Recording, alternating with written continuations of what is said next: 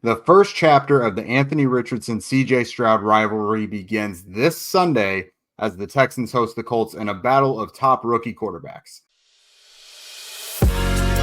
You are Locked On Texans, your daily podcast on the Houston Texans, part of the Locked On Podcast Network, your team every day.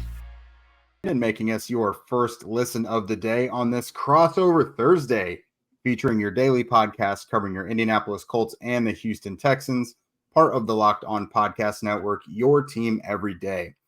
This crossover Thursday episode is brought to you by Prize Picks, which is the easiest and most exciting way to play daily fantasy sports.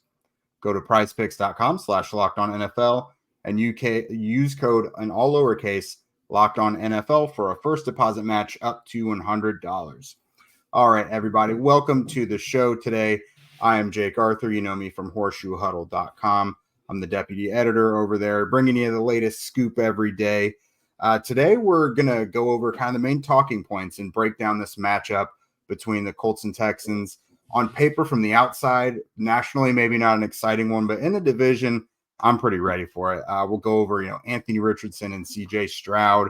What are the biggest individual matchups and the most important players? And then ultimately, we're going to make some picks on this one. So everybody, also, I'm joined by John Hickman. Everybody, John, why don't you tell everybody a little bit about what you're thinking Texans-wise? Walk us through this a little bit.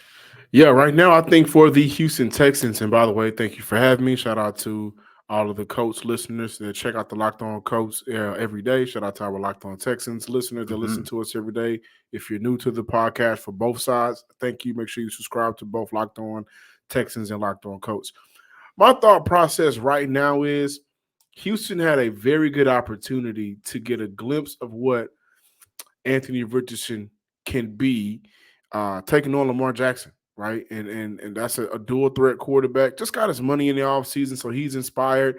Didn't have his full arsenal of weapons out on the field, but we know that Lamar Jackson can break you off and kill you with your kill your team with his legs, or he has a cannon for an arm as well. He's been known to hit some of those deep shots, and so athletically, Houston had a great opportunity this previous Sunday to figure out what can they do to stop those type of quarterbacks. And going into week 2, you got Anthony Richardson, the rookie, the number 4 overall pick, who, by the way, we're looking at Prize Picks. I took the under on Prize Picks for Anthony Richardson passing yards last week. And if he would have, did that, I would have won $1,000. So Anthony Richardson. Ooh, man. It was like what, 193.5 was it? I think it was something. It was, and I'm thinking to myself, the Jags should be able to at least hold him to 180. Mm-hmm. But he's a guy that athletically he's just different, right? Mm-hmm. And he has that cannon of an arm. And what you don't want to let happen for the Houston Texans is to let him get comfortable throwing to the right side of the field. Don't let him get comfortable early in the game using his legs. You got to collapse that pocket. You got to make sure that you're disciplined. So Will Anderson, John Grenard, whoever's coming off the edge, be disciplined in that area. Your interior defensive line, or if you're blitzing, maybe Christian Harris up the middle, Denzel Perryman, be disciplined. Because when you go up against a quarterback, an athlete, a playmaker like Anthony Richardson, one small mistake can really turn a negative gain, a 1-yard gain, a 2-yard gain to maybe 8, to maybe 12, to maybe 15. And we've seen in college, maybe to the house. So that's what I'm looking at right now, containing that rookie quarterback, making his day difficult with different coverages and disguises, but you don't want to let him get an open field because regardless of what Trevor Lawrence, that advice that he gave him this past Sunday, Anthony Richardson was drafted because of his athletic ability, and you definitely want to take that aspect away from his game. Yeah, that's a guy who's just, maybe he can learn to run out of bounds a little more or just like hit the turf before he's going to get hit, but sliding and protecting himself, that's just probably not going to be something really in his DNA. It's just something, from the Colts perspective, they're going to have to kind of get used to. But I'm glad you brought up the Lamar Jackson thing. I watched the Texans game today, and I was like, I'm actually really glad they went up against Lamar Jackson, someone who's got some comparable skill sets to Anthony Richardson. I'm looking forward to this rookie quarterback matchup quite a bit. At first, it looked like CJ Stroud was going to be doing a lot of dinking and dunking and short stuff like Richardson did throughout the game. But then I was impressed that they really opened things up with Stroud, and he started kind of peppering things around the field. And Baltimore was getting home. They were disrupting the backfield, but he wasn't avoiding all the sacks. He was still getting pressured plenty, but I thought he was poised. He never really seemed rattled to me. So I'm really looking forward to this. I'm interested to see if they're going to open up Anthony a little more, because it felt like they were bringing him along slowly and almost protecting him a little bit from a passing perspective.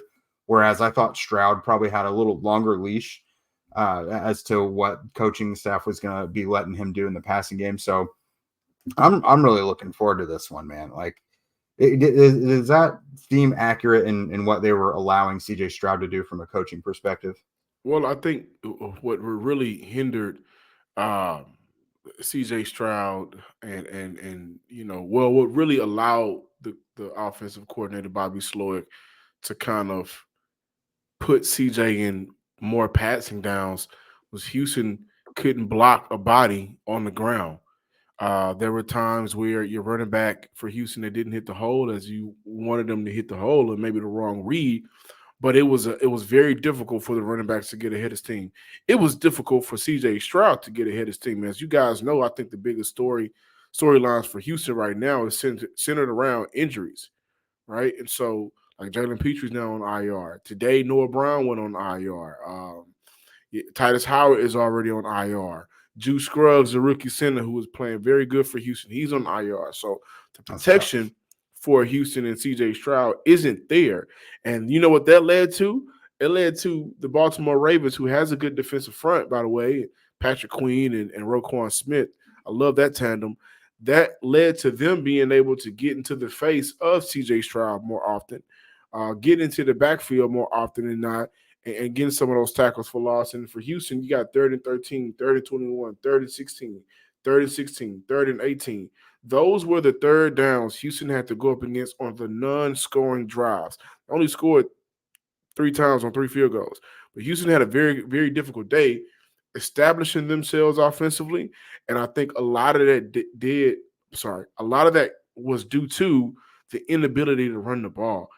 This is an offense, guys, and with JT Taylor, that uncertainty, I know you guys wish he was out on that field, but this is an offense that is predicated around being able to run the ball and run it effectively.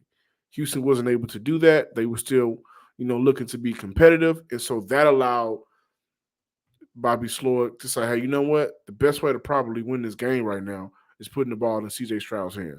He has some good moments, has some moments I know he wants back, but overall, the offensive line for Houston made it very difficult for that offense to open up entirely and to sustain drives.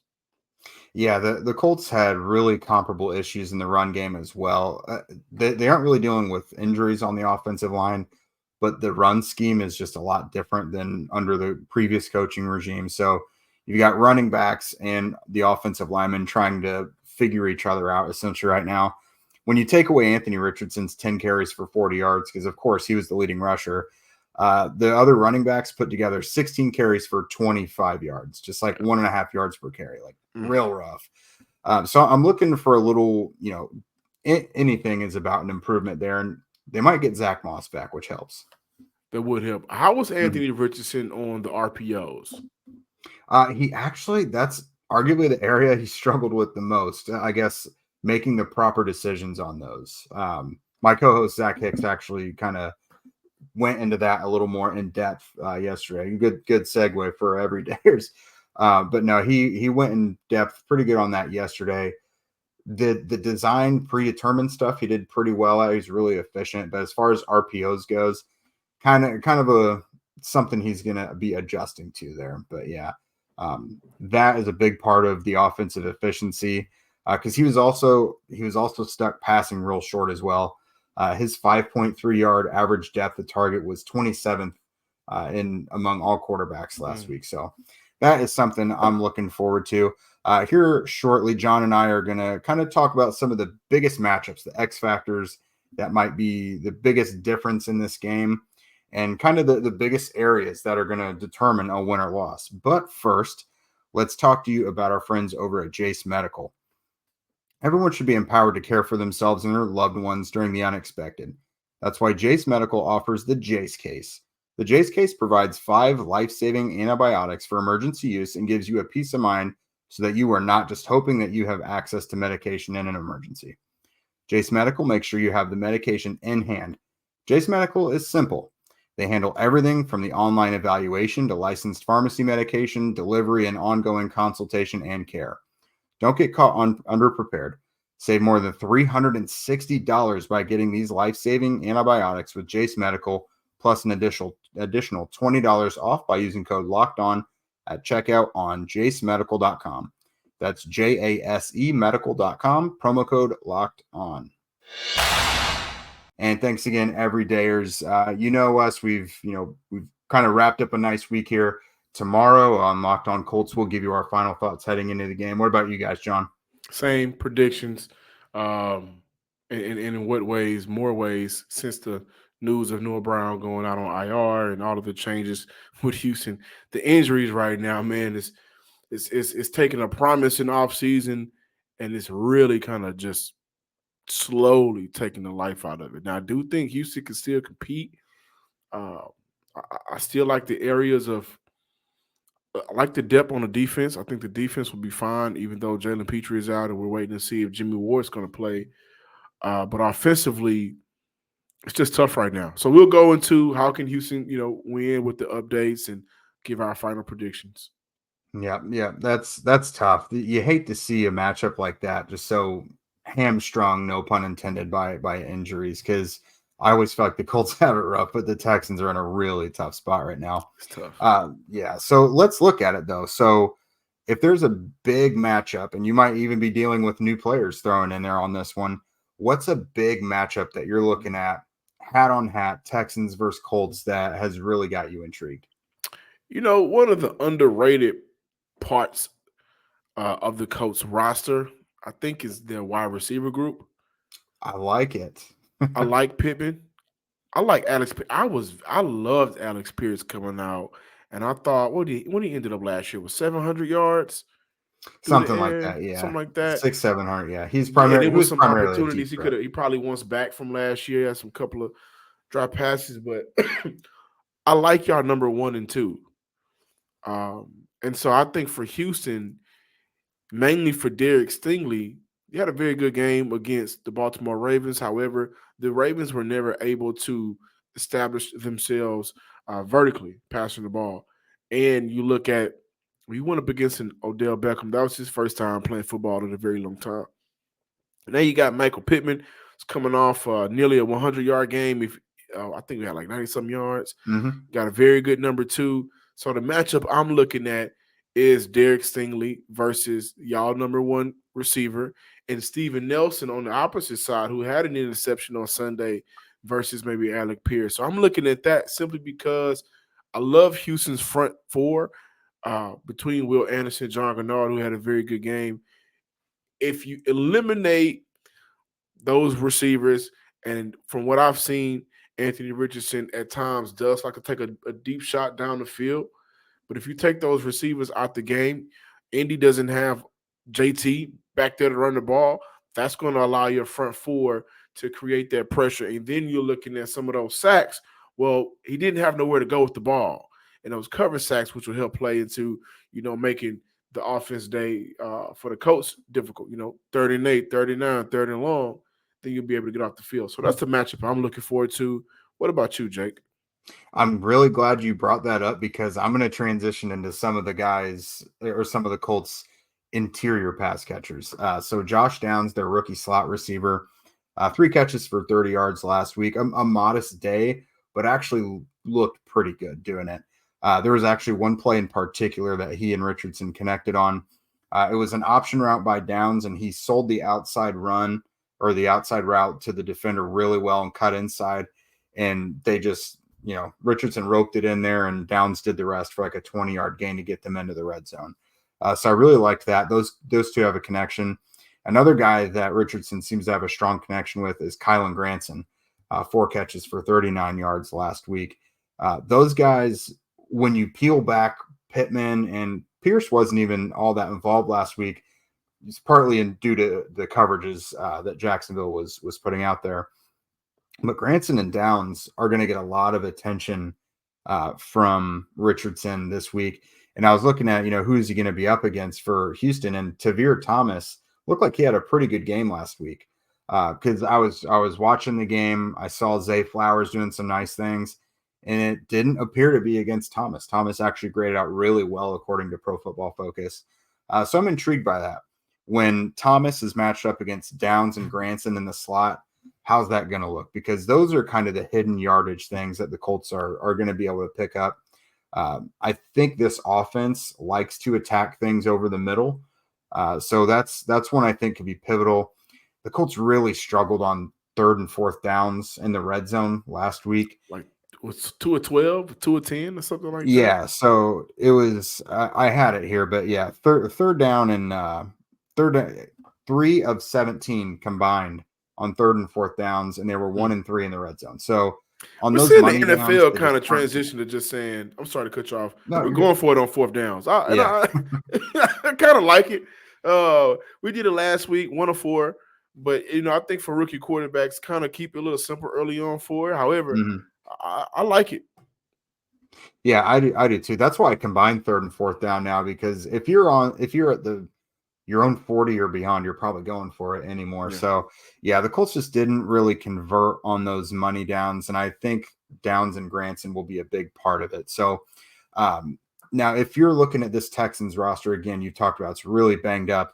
Who is the most important player to the Texans against the Colts this week?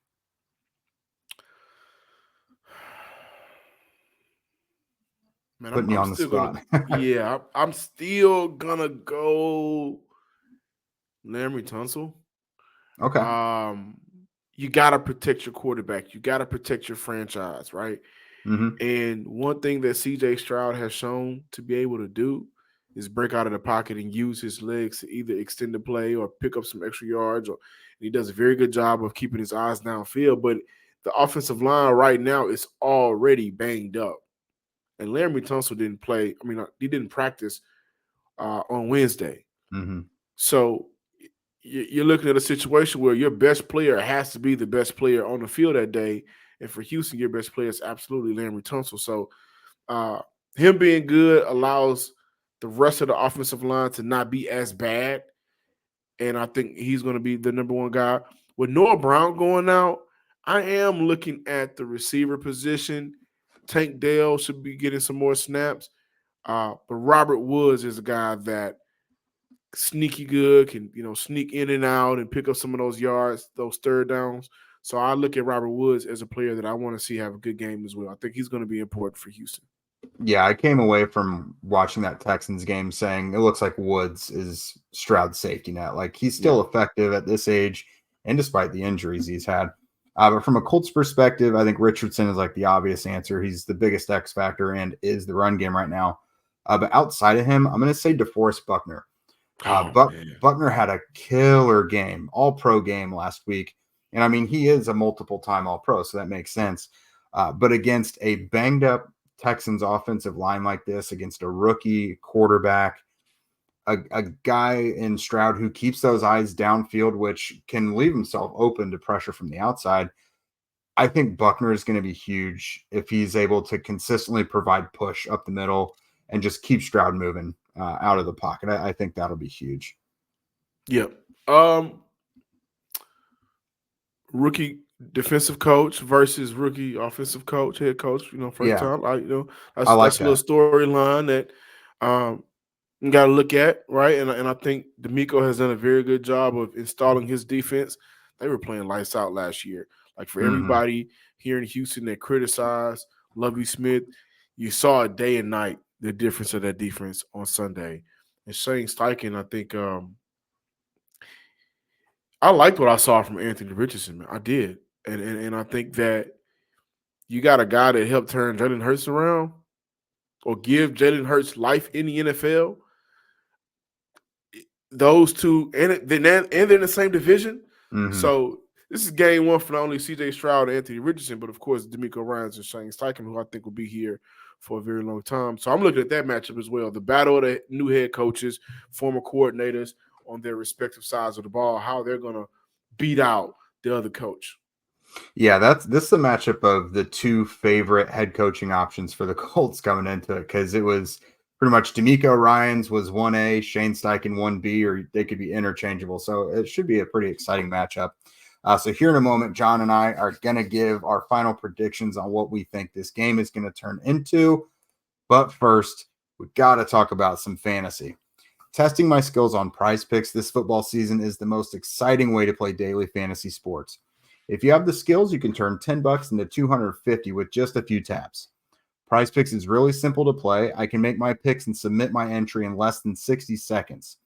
Quick withdrawals, easy gameplay, and an enormous selection of players and stat types are what makes Prize Picks the #1 daily fantasy sports app. You heard John mention it earlier. The projection for Anthony Richardson got him tripped up, cost him some money. So don't make that same mistake. Go to prizepicks.com/LockedOnNFL and use code LockedOnNFL for a first deposit match up to $100. Prize Picks, daily fantasy sports made easy.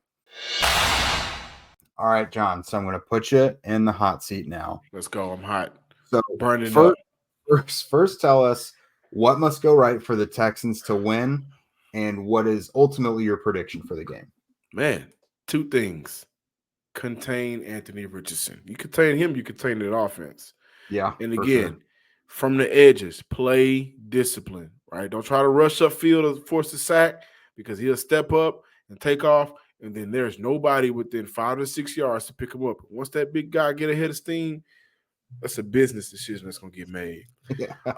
On the opposite side of the ball, you got to give your offensive your weapons some time to get the ball offensive line. Guys played terrible in game 1. Move bodies out the way for Dameon Pierce, who should have more than 11 carries. Give your quarterback some time to take some of those maybe deeper shots or in between the middle of the field shots, which he did a very good job on Sunday. No, give them time to be explosive, because if not, you're going to suck the life out of that offense. My final prediction, score-wise, I think Houston wins 24-17. I love that pick. Okay, so for the Colts, offensively, they've got to they had everything in front of them last week. They just actually got to convert and clean up the mistakes. They had 2 lost fumbles, and Anthony had an interception, which it wasn't even a terrible read. He just threw the ball too flat and needed to loft it a little more, which oddly, when he misses, he normally misses high. So clean up stuff like that. I mentioned on 3rd and 4th downs combined, they were 3 of 17, 1 and 3 in the red zone. That's so many missing points just left out there. Like, they could have very well wound up beating Jacksonville last week if not for all of the lack of execution, essentially. So on offense, take care of that. On defense, I mean, the Colts have a really talented defensive front, and they're staring at a banged-up offensive line. Take care of business there. Kind of the same thing you said, what the offense needs to do. The Colts have to take advantage of that. Samson Ebukam, you got a nice new contract. Quiddy pay.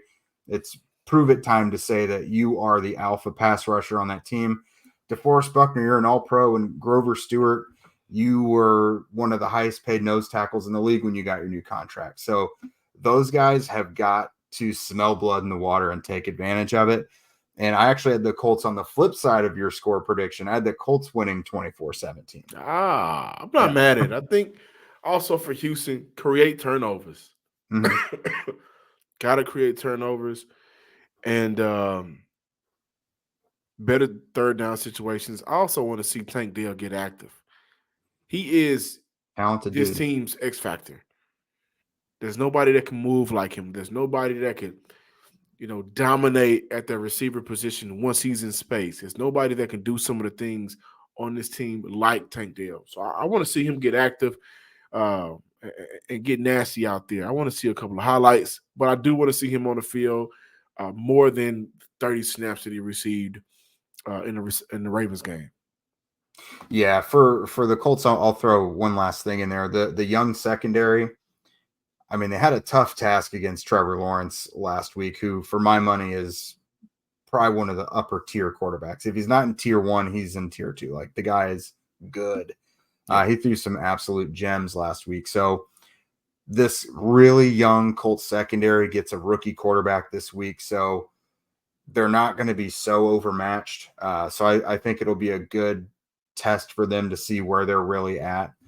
They didn't even truly fail last week. They held up pretty well, but they don't have to face Trevor Lawrence this week, so that's pretty good. So with that on Locked On Colts tomorrow, again, Zach and I will be giving our final predictions, score stuff. We'll catch you guys up on all the injuries because there are some interesting names that have come up there. And there's some guys we're waiting to see if they're going to be able to come back. So, John, what do you guys have on tap for the Locked On Texans listeners Friday? Yeah, we got predictions. We're going to hop into the YouTube comments a little bit and look at the roster with the new players on IR, if somebody's called up, or how can these players that's going to receive more time affect this Sunday's outcome? Mainly, again, Tank Dell. Of course, that'll be an exciting one. Tank Dell and Josh Downs. That'll be intriguing. I hope both of those young guys get some run. Yeah. So again, if you don't already, follow at Locked On Colts and at Locked On Texans on Twitter, and also subscribe on YouTube and wherever you listen to podcasts. Always free. And we would also love your guys' ratings and reviews because that helps both of our shows move up the charts. And with that, we will see you guys Friday and then again after the game.